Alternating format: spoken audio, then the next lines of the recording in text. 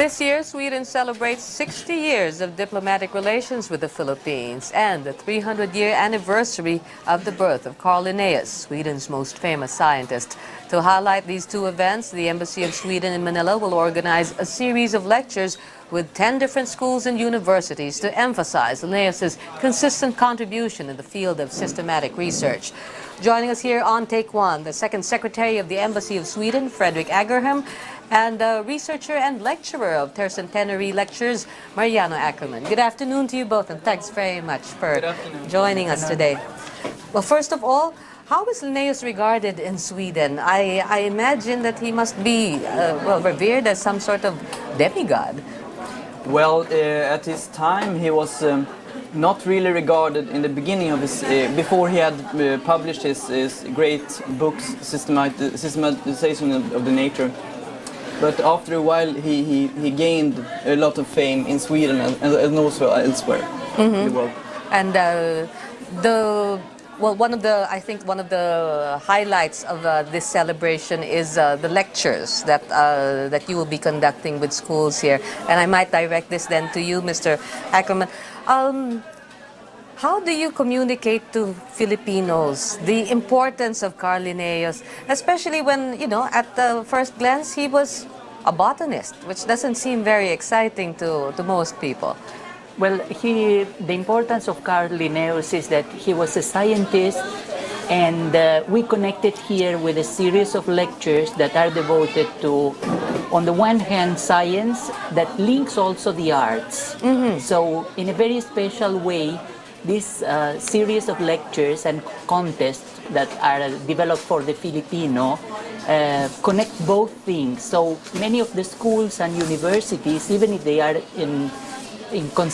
studying consistently the area of science, they can also participate from the other side, that it is also the side of the arts. And Filipino like very much challenge. Okay. So there's a contest as well. An essay writing contest, I believe. Yes, yes. We have already the winners, and the winner, actually, Jonah Broca is a young Filipino, brilliant writer, and he will be traveling to Sweden soon. Okay, for some weeks. What can you tell me about his winning entry? Why was that one picked of all the others?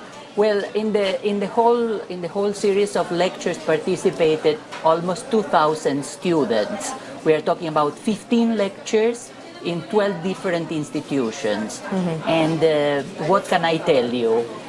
It was a very difficult choice, but he was really brilliant in the way he dealt with the topic. The topic was ecology, and as you can imagine, it's not something easy for most students to deal with.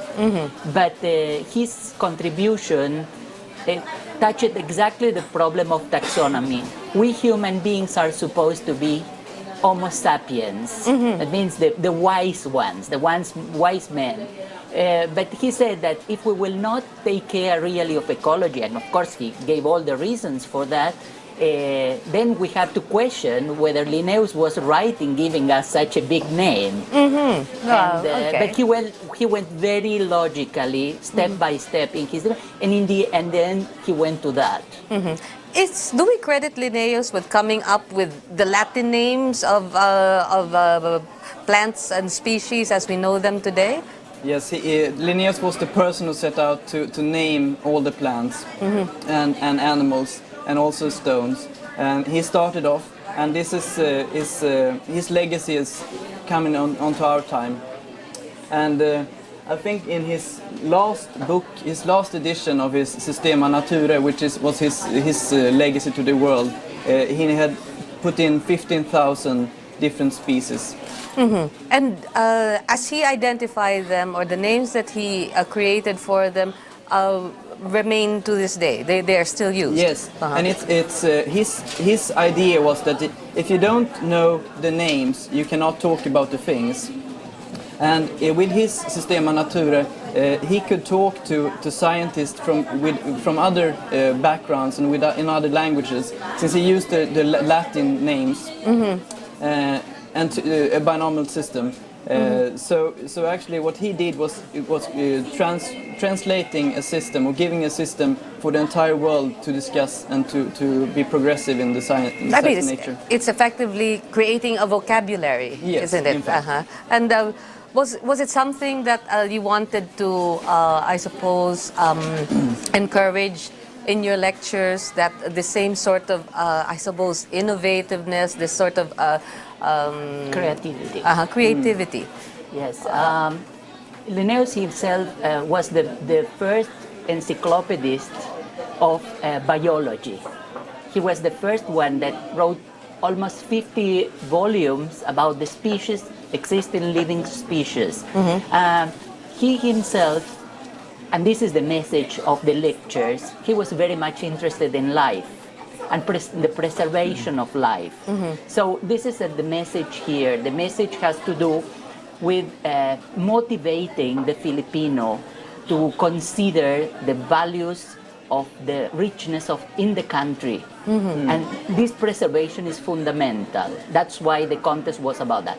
On the other hand, they met not only Linnaeus, but the whole spirit of the Age of Reason, the 18th century, and there they saw a person that created a system for naming the species, but also the person who first did the main classification of botanical and zoological classification. Now, for that, we see him as really a creator, the person who started the scientific approach to nature without forgetting God, which is also very important to emphasize. He was really all right with the idea of God. Mr. Agerholm, are you? Was this a similar activity that you might have conducted outside of the Philippines, or is it just the Philippines where you're taking this particular, I suppose, tack? Well, the Philippines is actually the first country in the world where Sweden is conducting this